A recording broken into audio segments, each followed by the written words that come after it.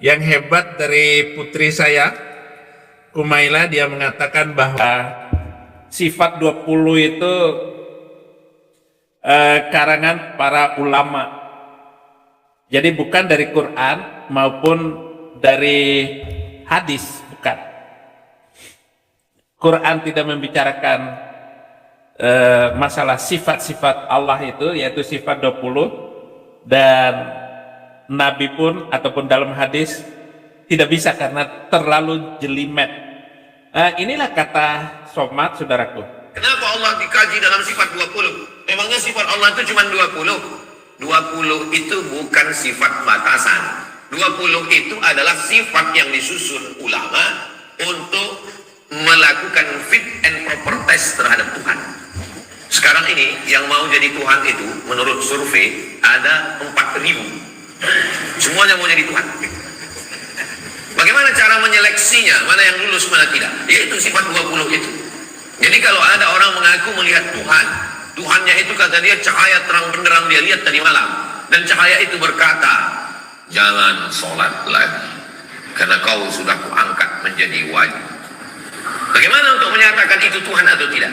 Kembali pada sifat 20. Orang yang mengaji sifat 20 dengan satu sifat saja terbantahkan bahwa yang dia lihat itu bukan Tuhan. Dengan sifat apa? Wujud, qidam, bapa, kena pada pasal 4. Mukhalafatuhu lil hawadis. Mukhalafatuhu lil hawadis. Dia tidak sama dengan makhluk. Sedangkan cahaya adalah makhluk. Maka siapapun apapun yang sama dengan, kalau orang tidak paham. Iya, Ustadz Somad. Sebelum kita lanjutkan Ustadz Somad ini, saudara-saudara, Kumaila itu hebat, viral di mana-mana. TikTokers, para bintang-bintang TikTokers wawancarain dia, Ade Armando wawancarain dia, bahkan akun-akun kecil yang belum terkenal orangnya itu semua mewawancarai putri saya, Kumaila.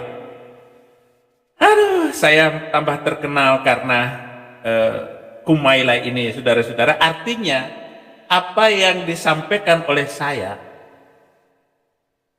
sama dengan yang dipikirkan oleh Kumaila, dan dia masih muslim sampai hari ini.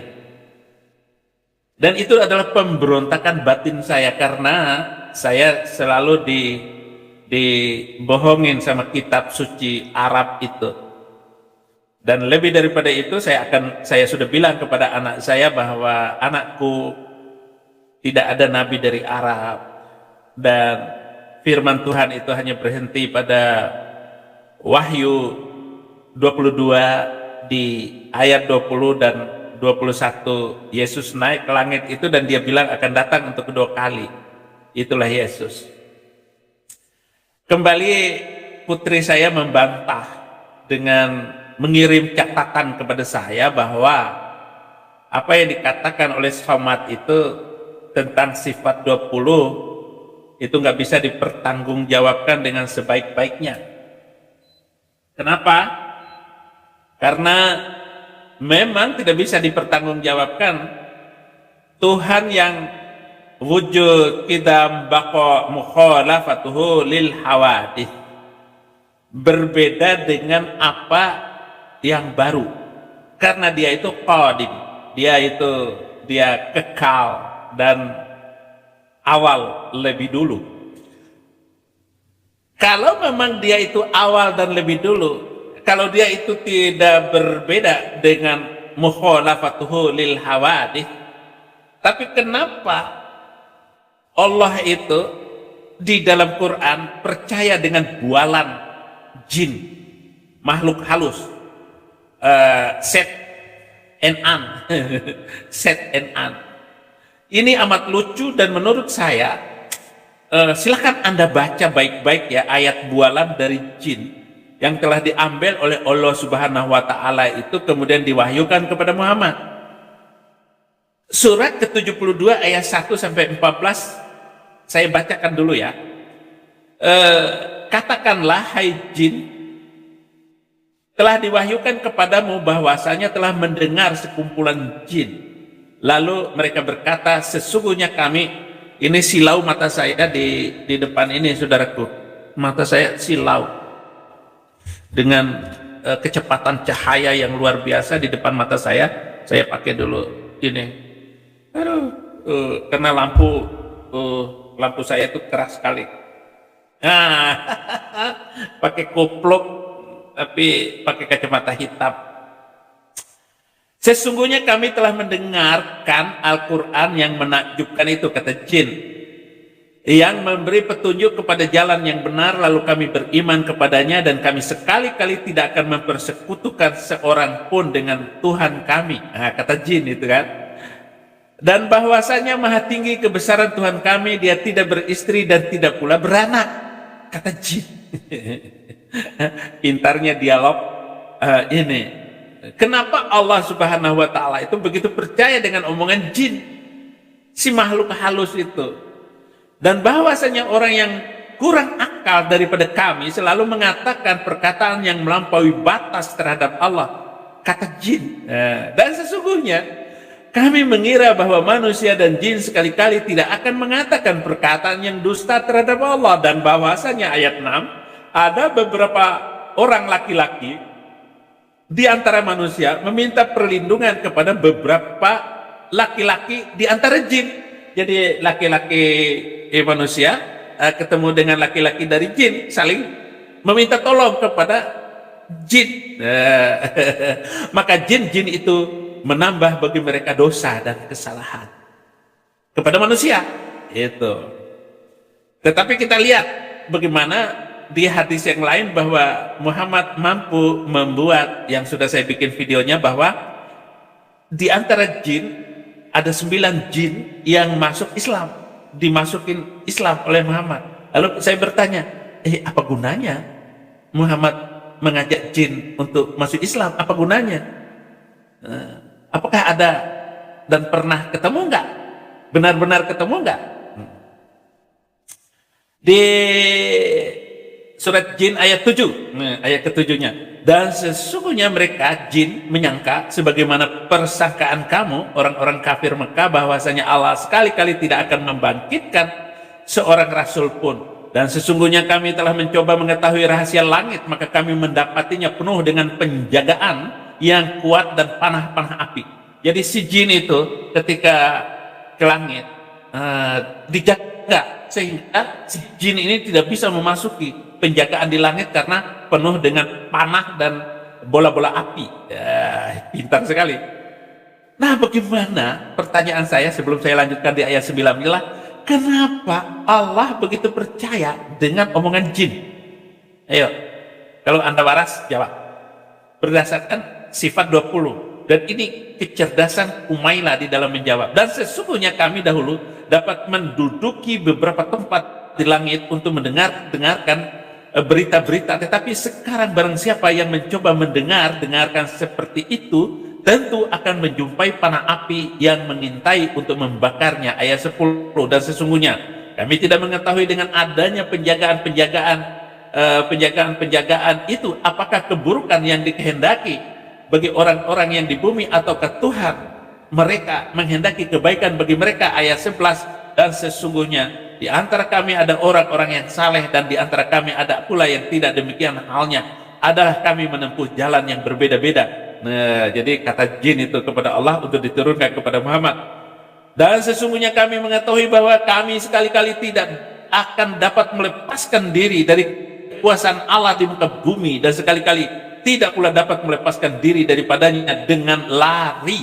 Dan sesungguhnya kami tatkala mendengar petunjuk Al-Quran, kami beriman kepadanya, dan barang siapa yang beriman kepadanya, maka ia tidak takut akan pengurangan pahala, dan tidak takut pula akan menambah dosa dan kesalahan.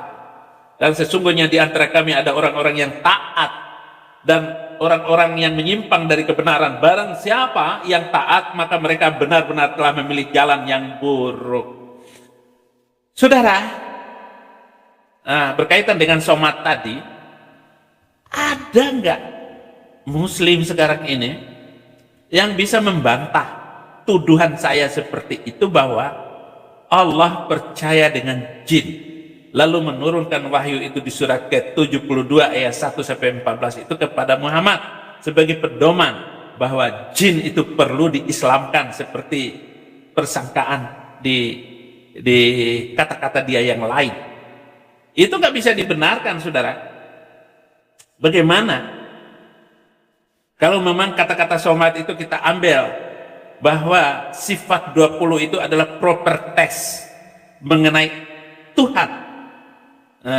Dan dia bilang bahwa Tuhan itu unik. Ada 4.000 Tuhan yang mau menjadi Tuhan.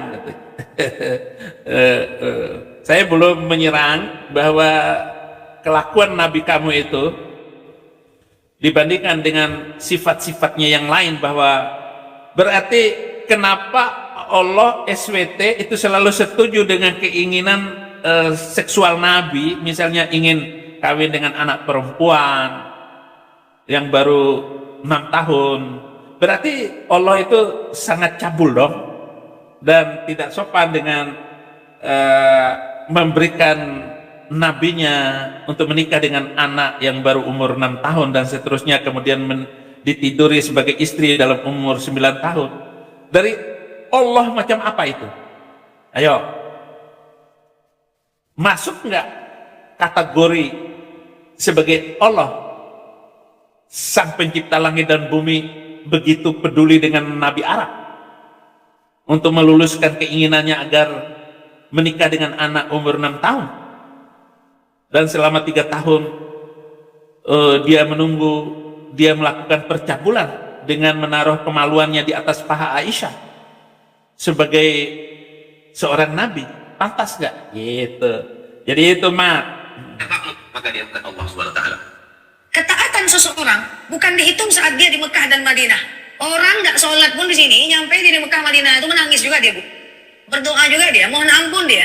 Tapi ketaatan seseorang itu diukur saat dia sudah berada di tanah air. Apakah di tanah air dia tetap sholat? Apakah di tanah air dia tetap nutup aurat? Apakah di tanah air dia tetap taat? Jadi keimanan bukan dilihat di sana, tapi setelah dari sana taat nggak? Paham maksud saya ini? Iya, Ketaatan seseorang. Iya, Dihitung saat dia di Mekah. udahlah nanti Ustazah, saya mau jawab dulu si Somat ini, bahwa Somat ini ya memang pintar kamuflase. Gak bisa Ustazah. Nah, benarkah Allah itu seperti kata Somat bahwa sifat 20 ini untuk memperkuat kealahan, ketuhanan dari Allah itu? Saya kira dia menggunakan logika-logika Arab. Bukan logika-logika Arab, logika-logika Yunani di dalam kitab mantik ilmu logika. Dia pakailah sifat-sifat itu disusun oleh para ulama muslim, sehingga dia mendapat keuntungan dari setiap pemberitaan dia. Jadi begitu, saudara-saudara. Apakah tauhid itu? Pertanyaan yang lain, apakah tauhid itu? Tauhid itu sebenarnya trinitas, esa, bukan satu. Esa itu seperti sapu lidi yang diikat menjadi satu. Tetapi ini karena sifat Tuhan itu sangat penting, dan kita belajar dari pribadi kemanusiaan bahwa semua manusia itu punya badan, manusia itu punya jiwa, dan manusia itu punya roh. Roh ini yang menghidupkan, jiwa itulah yang menampilkan firman Tuhan secara logis, yaitu logika. Maka di sana pada mulanya adalah firman, firman itu bersama-sama dengan Allah, dan firman itu adalah Allah karena rohnya, karena roh Allahnya. 3 ini, dan disebutkan juga bahwa memang ini paling susah untuk dipahami tentang Trinitas, Tritunggal. Tidak adanya penjelasan yang cukup untuk itu. Tritunggal adalah konsep yang tidak mungkin dapat dimengerti secara penuh oleh manusia, apalagi untuk dijelaskan. Maka muncul lagi oneness, Jesus only, JO. Sekarang lagi ribut di orang Kristen. Kalau saya nggak ada masalah dengan itu, bagaimana? Saya hanya satu dedikasi saya pindahkan orang terima Yesus Kristus. Salam semuanya, sahabat-sahabat Sampurasun, selamat sore.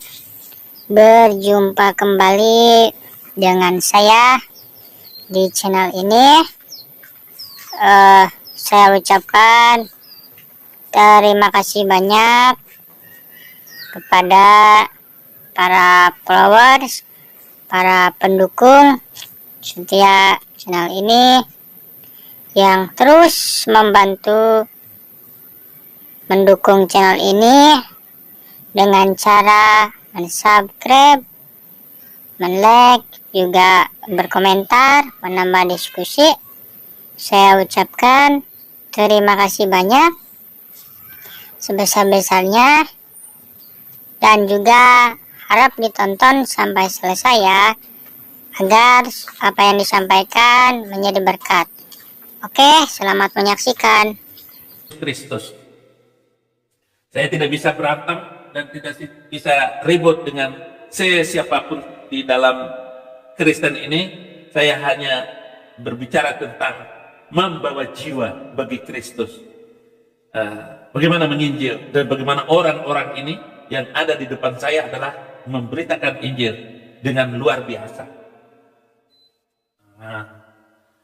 Saudara-saudara, Allah jauh lebih besar dan agung dari kita. Karena itu memang tetap susah kita memahami Allah dalam pengertian Alkitab, bukan Allah pengertian mereka bahwa Allah SWT itu adalah nama Tuhan, tetapi Allah yang ditulis di dalam Alkitab ini untuk mengganti Yahweh, karena kita tidak bisa menyebut sembarangan nama Sang Hyang Widiwase itu.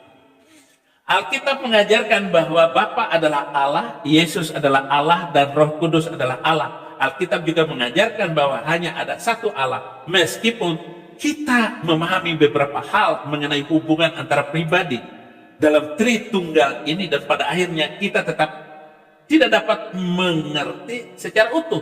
Namun demikian tidak berarti bahwa Tritunggal bukan konsep yang salah atau tidak alkitabiah. Oi, Pendeta Saifuddin Ibrahim adalah Tritunggal. Ya, Anda bisa mengatakan begitu, tetapi saya juga tidak bisa melawan dalam hal ini, karena ketidakmampuan kita melihat penampakan langsung Sang Allah Tritunggal itu. Hanya kita bisa membaca dari apa yang dikatakan oleh Tuhan Yesus Kristus, dan kita hanya menyimpulkan dari apa yang ditulis di dalam Alkitab tanpa sepenuhnya kita mengenal. Karena itu ketika kita mempelajari topik ini, kita perlu ingat bahwa kosakata Tritunggal atau Trinitas tidak pernah sekalipun digunakan dalam Alkitab. Istilah ini digunakan untuk menjelaskan ketritunggalan Allah, yaitu Allah yang terdiri dari tiga pribadi yang berada bersama di dalam kekekalan, yaitu Yesus hidup, mati, kemudian bangkit, hidup kembali, dan sampai sekarang Alkitab berkata masih hidup sampai sekarang. Sama ada Al-Quran mengatakan masih hidup sampai sekarang. Dari seluruh ayat Al-Quran.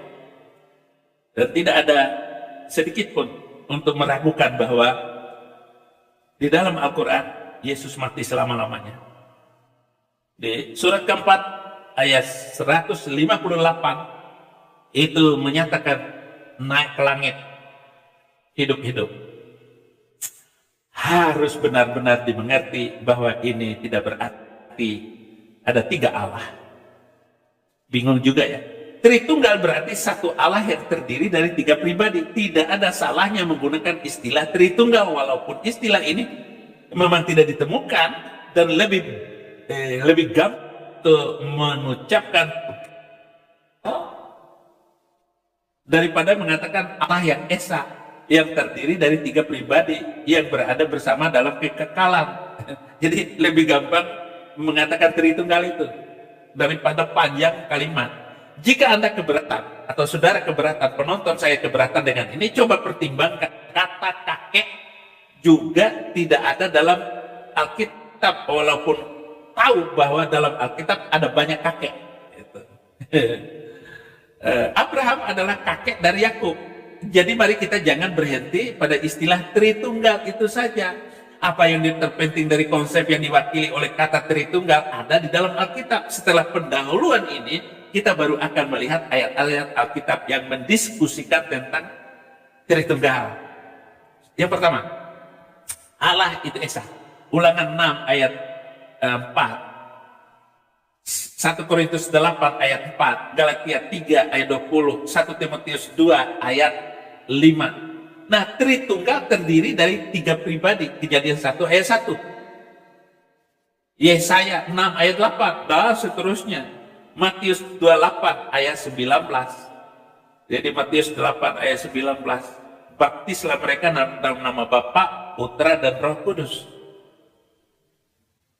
Lagu penutup setiap di gereja Protestan,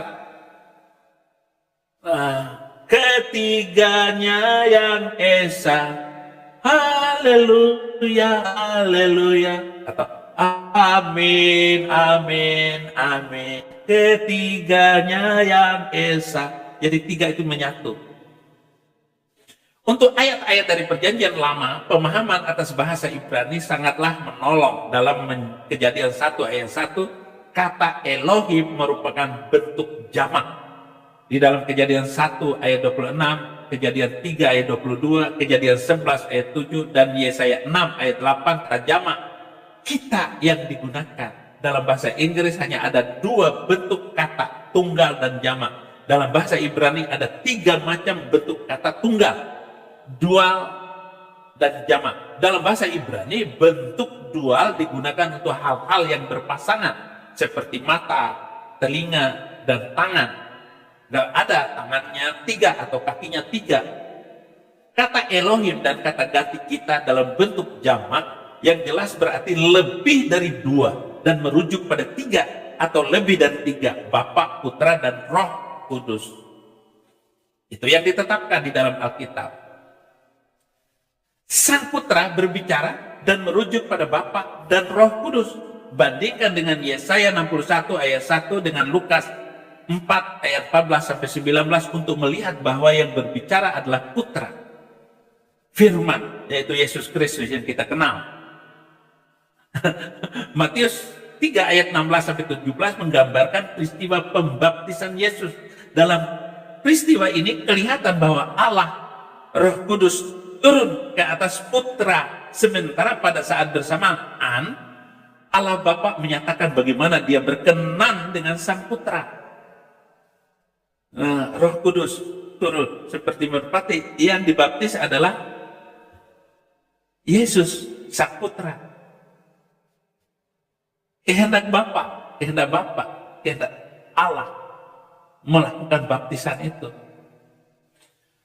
Matius 28 ayat 19 dan 2 Korintus 13 ayat 14 adalah contoh ayat yang membahas mengenai 3 pribadi berbeda dalam Tritunggal. Saya ulangi lagi, membahas mengenai 3 pribadi berbeda dalam Tritunggal. Poin yang ketiga, pribadi-pribadi dalam Tritunggal dibedakan dari satu dengan yang lainnya dalam berbagai ayat. Dalam Perjanjian Lama, Tuhan berbeda dari Tuhan dalam Kejadian 19 ayat 24, Hosea 1 ayat 4. Tuhan memiliki anak di dalam Mazmur 2 ayat 7 dan 12, Amsal 30 ayat 2 sampai 4, Roh Kudus dibedakan dari Tuhan. Karena di dalam Bilangan 27 ayat 18. Dan dari Allah berbeda lagi. Roh Kudus dibedakan dari Tuhan dan dibedakan dari Allah. Nah, kalau dipisahkan ayat-ayat ini, Muslim akan menemukan banyak sekali perbedaan-perbedaan karena begitu rumitnya untuk memahami ini. Nah, saudara-saudara, di dalam Perjanjian Baru ayat pasal 14 ayat 16 dan 17, Yesus berbicara kepada Bapa tentang mengutus Sang Penolong, yaitu Roh Kudus. Hal ini menunjukkan bahwa Yesus tidak memandang dirinya sebagai Bapa atau Roh Kudus, tapi berbicara akan mengutus Roh Kudus kepada setiap orang. Dan itu dibicarakan kepada murid-muridnya 12 itu. Kalau aku tidak naik tidak pergi, maka Roh Kudus itu tidak akan datang. Oleh karena itu dia naik dulu, baru Roh Kudus itu datang. Itulah yang menuntun sampai hari ini, walaupun orang itu belum terima Yesus Kristus, tetapi ada Roh Kudus di dalam setiap hati Muslim atau siapapun yang di luar iman Kristen. Kalau dia tulus, dia akan ketemu dengan Roh Kudus dan akhirnya menerima Yesus Kristus sebagai Tuhan dan Juru Selamat. Jadi ini harus diperhatikan, saudara-saudara. Pada saat lain dalam kitab-kitab Injil ketika Yesus berbicara kepada Bapa, apakah dia berbicara kepada dirinya sendiri? Tidak. Dia berbicara kepada pribadi lainnya dalam Tritunggal, yaitu Sang Bapa. Bapa di dalam aku di dalam Bapa. Kalau kamu ada di dalam aku, minta apa saja akan dikabulkan. Haleluya. 4. Sang Bapa ini. Setiap pribadi dalam Tritunggal adalah Allah. Bapa adalah Allah. Yohanes 6 ayat 27 dan ditulis juga Roma 1 ayat 7 dan seterusnya. Ini berbicara Roh Kudus adalah Allah. Sekali lagi, Roh Kudus adalah Allah. Yohanes 5 ayat 20. Ini kita sedang bicara khutbah paling rumit. Kisah Rasul 5 ayat 3 sampai 4, 1 Korintus 3 ayat 16, yang mendiami adalah Roh Kudus. Yang mendiami adalah Roh Kudus. Nah, kamu adalah Roh Kudus. Kamu adalah Roh Kudus Allah. Ada telepon ini, siapa yang telepon? Oh, saya belum bisa menjawabnya. Subordinasi dalam Tritunggal Alkitab memperlihatkan bahwa Roh Kudus tunduk kepada Bapa dan Putra, dan Putra tunduk kepada Bapa. Ini adalah jelas. Ini adalah relasi internal dan tidak mengurangi ataupun membatalkan kelahiran dari setiap pribadi dalam Tritunggal. Ini mungkin bagian Allah yang tidak terbatas dan tidak dapat dimengerti oleh pikiran kita yang terbatas, dan seterusnya. Saudara, kita akan melanjutkan suatu waktu untuk saya lebih jelaskan lagi masalah Tritunggal Maha Kudus ini. Ada beberapa poin yang harus saya jawab dari pertanyaan Humaila dan menjawab ledekan dari Somad. Tuhan Yesus memberkati. Tunggu ya. Saya sedang live. Jangan lupa subscribe dan bagikan video-video ini. Mungkin Anda Muslim sekalipun silahkan. Dan kita masuk ke daerah zaman bebas berbicara dan bebas mengungkap sejarah yang lama. Dan bebas pula Anda menjawab dan memberikan hinaan ataupun komentar atau apa saja, silahkan. Jangan sampai saya terganggu, Anda terganggu. Apalagi mengirim polisi untuk mengganggu kemerdekaan dan kebebasan hidup sebagai manusia. Ada video yang harus saya tanggapi, yaitu sebuah lagu sesuai dengan bulan ini, bulan Rojab. Mari. Viral di media sosial, seorang ibu rumah tangga atas permintaan suami spontan menyanyikan sebuah lagu. Liriknya unik dan lagunya sesuai dengan bulan, yaitu bulan Rajab. Yuk kita sama-sama dengar lagunya. Bulan Rajab. Ada nggak lagunya untuk bulan Rajab? Coba Bapak mau dengar dulu lagunya. Ya. Di suatu malam di bulan Rajab, Allah memanggil Nabi Muhammad untuk menerima wahyu salat sehari semalam 17 rakaat.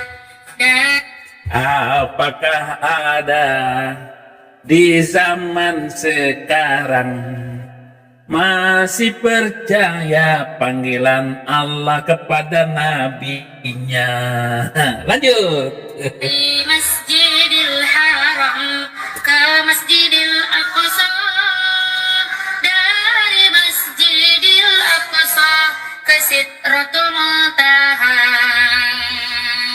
Dongeng itu terus diciptakan, diceritakan dari zaman ke zaman.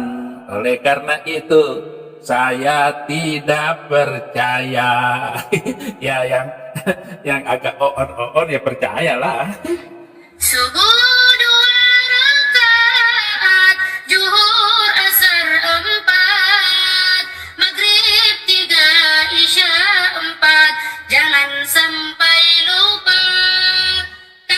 Saya nggak lupa sampai sekarang bacaannya, rakaatnya, nggak. Tapi saya nggak mau laksanakan lagi karena apa? Dibumbui oleh cerita yang menggemparkan tanah Arab. Bagaimana bisa percaya? Bagaimana orang bisa nunggang bagol? Bagol itu nggak sebesar kuda, nggak sekecil keledai, itu bagol.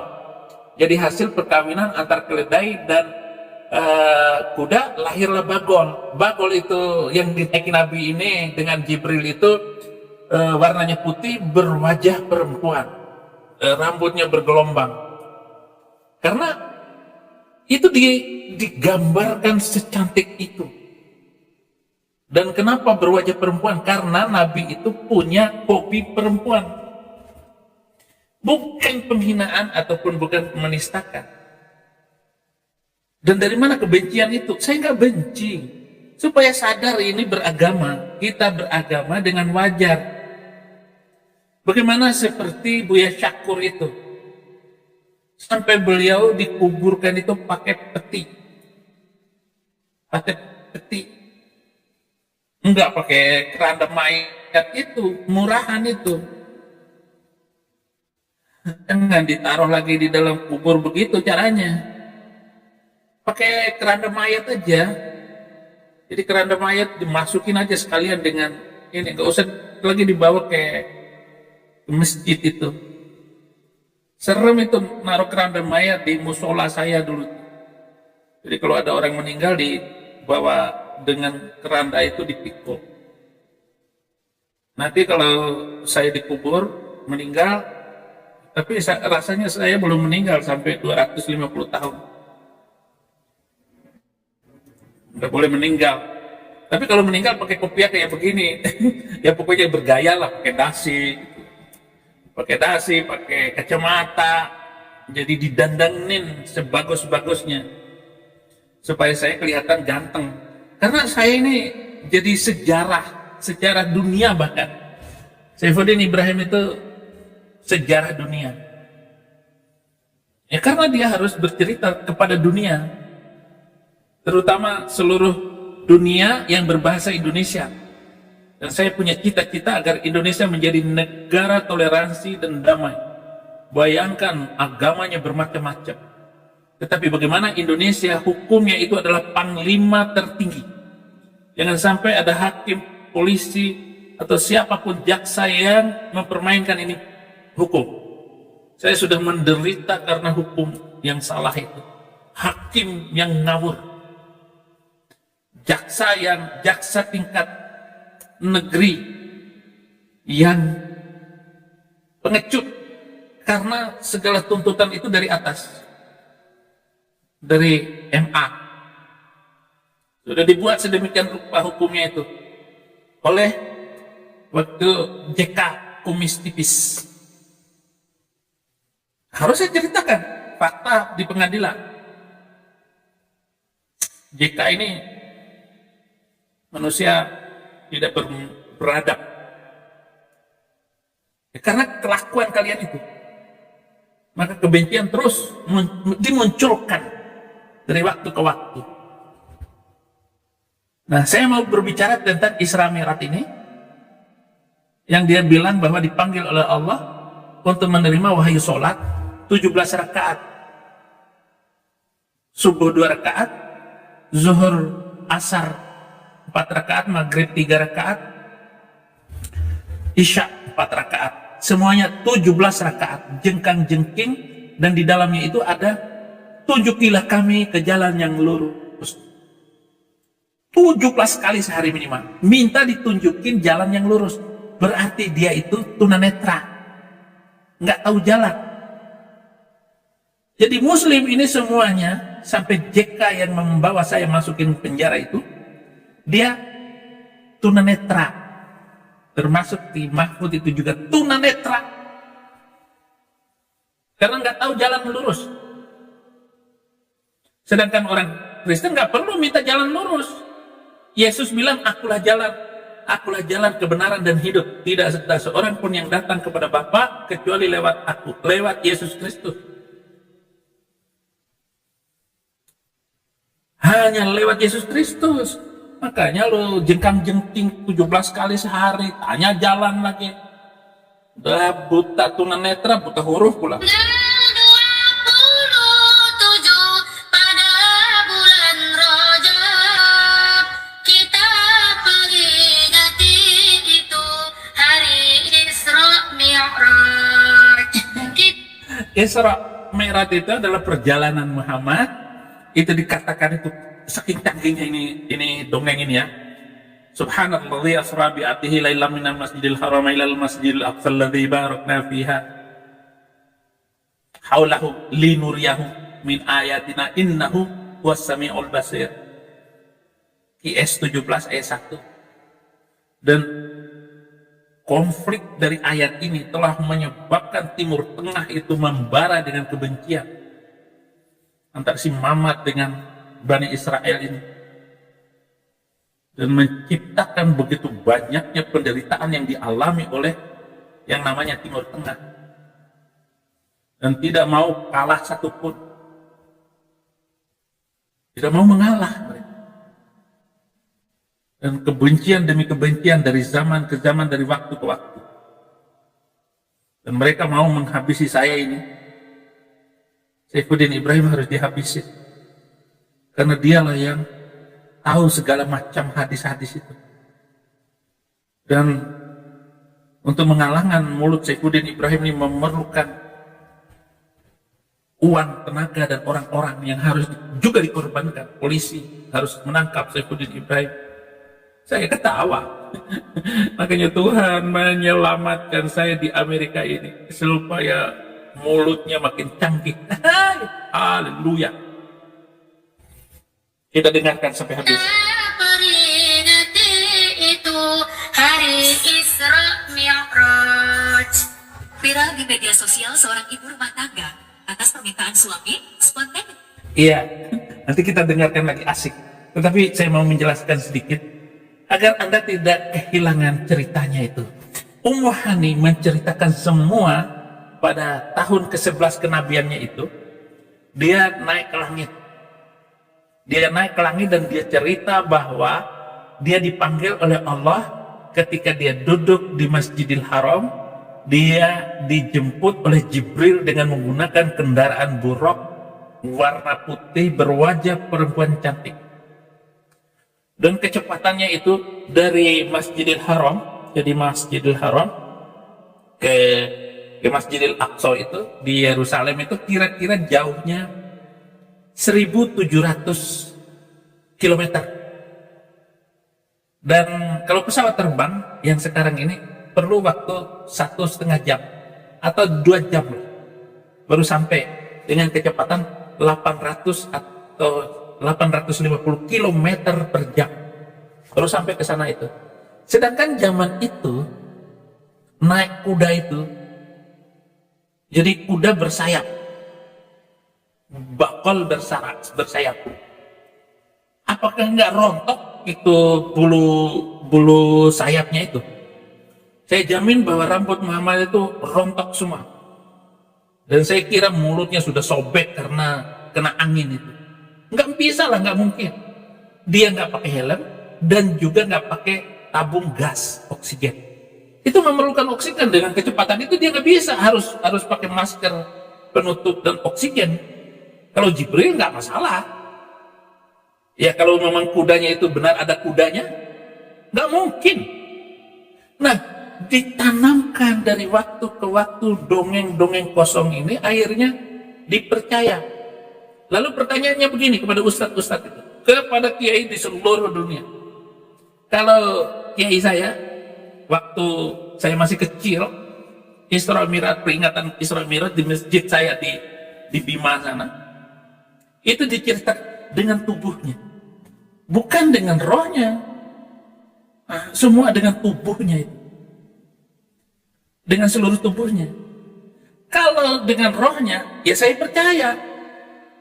Tetapi ini kiai-kiai sudah framing dengan tubuhnya, karena di perjalanan itu dia mengambil minuman orang di antara perjalanan dari Mekah ke Syam itu. Lalu ditanya, apakah benar kamu kehilangan air minum? Benar, kehilangan air minum. Ya itu kan cocokmologi, nggak bisa dibenarkan bahwa dia dengan tubuhnya. Sementara kesaksian dari Ummu Hani, janda yang ditidur oleh beliau waktu Isra Mi'raj itu, Ummu Hani itu, dia bilang bahwa dia benar-benar tidur di sini. Dia tidur dengan Ummu Hani itu. Dan Ummu Hani ini adalah cinta pertama Muhammad. Putri pamannya Abu Thalib, kakak dari Ali bin Abi Thalib, menantu beliau. Tetapi si Muhammad ini cinta pertamanya adalah Ummu Hani. Tetapi oleh Abi Thalib, pamannya itu tidak menikahkan dengan Muhammad karena dia miskin. Nanti miskin tambah miskin, mau makan apa? Nggak ada makanan. Muhammad ini memang laki-laki pemalas. Dia hanya pintar ngomong doang dan pintar ngarang cerita itu. Itu dongeng tadi. Makanya di surat ke Al-Hijr ayat 6, dongeng-dongeng yang dibacakan siang malam, pagi petang. Dan dongeng itu diulang-ulang terus. Orang akhirnya percaya. Jadi waktu malam 27 Rajab itu dia kelentak-kelentu dengan Ummu Hani. Silakan ya, silakan kamu si Somad ataupun siapapun, kiai seluruh dunia menjawab pernyataan saya. Kalau dia nggak kelentak-kelentu begini, dan Ummu Hani saksi hidup, dalil-dalilnya ada yang bertentangan dengan cerita kiai-kiai baru ini, ya. Jadi nama lengkapnya Ummu Hani itu adalah Fahithah binti Abi Thalib bin Abdul Muttalib bin Hashim. Ibunya adalah Fatimah binti Asad bin Hashim bin Abdul Manaf. Ibu dari Ummu Hani ini. Fatimah ini, ibu dari Ummu Hani ini adalah besannya Nabi Muhammad. Karena waktu meninggalnya Abu Thalib pamannya itu di Mekah, dan sempat hijrah sampai tahun ke-10 hijrah itu masih hidup nih. Tahun ke-8 hijrah masih hidup dan meninggal menjelang Fatuh Makkah. Fatimah binti As'ad binti Hashim bin Abdul Manaf ini meninggal. Dan ini cerita lain lagi bahwa Muhammad itu dia setubuhin tuh mayat, yaitu besannya sendiri. Ketika Ali bin Abi Thalib menangisi ibunya, Muhammad tega nidurin ini, mayat ini. Siapa yang bisa ngelawan silakan lawan saya. Mau debat dengan saya siapapun, atau mengatakan itu hadis palsu, silakan. Catatannya ada semua, dan yang menulis adalah sahabatnya sendiri, orang-orang terdekatnya beliau. Nah, kita kembali ke Ummu Hani itu, anak dari Fatimah yang sudah meninggal. Tapi si Ummu Hani ini masih hidup sampai tahun ke-50 Hijrah. 50 Hijrah berarti umur hampir 80 tahun dia. Muhammad meninggal umur 62. Tambah 40 tahun, jadi benar umur 80 tahun Ummu Hani ini yang menjadi saksi hidup. Tapi karena Ummu Hani ini tidak terkenal, hanya terkenalnya di dalam cerita Isra Mi'raj doang, karena dikelentak-kelentu sama Nabi. Kalau secara roh mungkin ya, bahwa beliau ini Isra Mi'raj dengan rohnya, lalu dia cerita begini. Tetapi kalau secara fisik dia tidur dengan Ummu Hani di rumah janda itu saudara. Tapi rekayasa cerita dongeng Ummu Hani ini oleh Muslim dibuat sedemikian rupa menjadi luar biasa, seolah-olah nabinya itu bersih. Ya adalah nabi ini. Hani adalah Hindun. Ya, Ummu Hani adalah Hindun, tapi yang populer banyak periwayatan adalah Fahitah. Nabi sangat mencintai sepupu-sepupunya anak dari pamannya Abu Talib. Ketika orang tua kakek Nabi wafat, sang pamanlah yang merawatnya dengan penuh kasih dan sayang. Tetapi Abu Talib pamannya dia tidak mau menerima Islam. Abu Jahal dan Abu Lahab itu paman Nabi juga itu menolak untuk masuk ke dalam agama itu. Dan Fatimah istri Ali juga sampai meninggalnya tetap tidak mau menerima ajaran itu. Artinya dia tetap Kristen. Enggak ada agama yang lain ketika Muhammad itu kecuali Kristen, Nasrani. Enggak ada yang lain. Wih, memang menyakitkan. Jadi diriwayatkan sebelum masa kerasulan, Rasulullah pernah melamar Fahitah, namun Abu Talib menolak tawaran ini dan menerima pinangan Hubairah bin Abdul Wahab karena Bani Makhzum, klan Hubairah, pernah menikahkan putri mereka dengan salah seorang dari kabilah Abu Talib. Sehingga untuk menjaga hubungan baik, kabilah Abu Talib membalas perlakuan itu.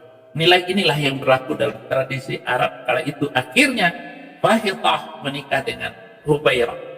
Pasangan ini dikasih 4 putri, 4 anak, 4 anak yang tertua dikasih nama Hani. Karena itu Fahitah dikenal dengan Ummu Hani, yaitu ibunya si Hani. Namun sayang, sang suami enggan memeluk agama Lukusuntur itu, dia lari meninggalkan ini. Karena tetap menjaga kehormatan dan menjaga kemurnian iman sebagai orang Nasrani waktu itu. Haleluya, saudara-saudara. Mari kita dengarkan lagu ini sepenuh hati. Nyanyikan sebuah lagu, liriknya unik dan lagunya sesuai dengan bulan, yaitu bulan Rajab. Yuk kita sama-sama dengar lagunya. Bulan Rajab. Ada nggak lagunya untuk bulan Rajab? Coba Bapak mau dengar dulu lagunya. Ya. Di suatu malam di bulan Rajab, Allah memanggil Nabi Muhammad untuk menerima wahyu salat sehari semalam 17 rakaat dari Masjidil Haram ke Masjidil Aqsa, dari Masjidil Aqsa ke Sidratul Muntaha. Subuh Silakan sholat. Sholatlah sepuasmu. Dan kemiskinan negara-negara Muslim itu sangat jelas. Negara Kristen itu kaya dan terhormat karena tidak dimasukkannya dongeng-dongeng agama itu di dalam kehidupan mereka. Bagi orang Kristen tidak terlalu bukan sebuah keimanan yang dipaksakan, tetapi dinikmati masuk dalam hati kita masing-masing. Itu saja saudara-saudara video kali ini. Halo teman-teman, apa kabar teman-teman semuanya, para followers, para pendukung setia channel ini. Saya ucapkan terima kasih banyak atas dukungannya kepada channel ini, yang telah mensubscribe, yang telah men-like, dan juga berkomentar. Saya ucapkan hatur nuhun.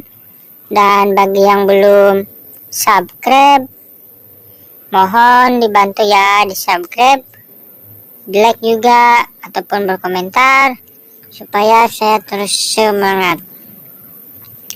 Oke teman-teman, mungkin itu yang saya sampaikan.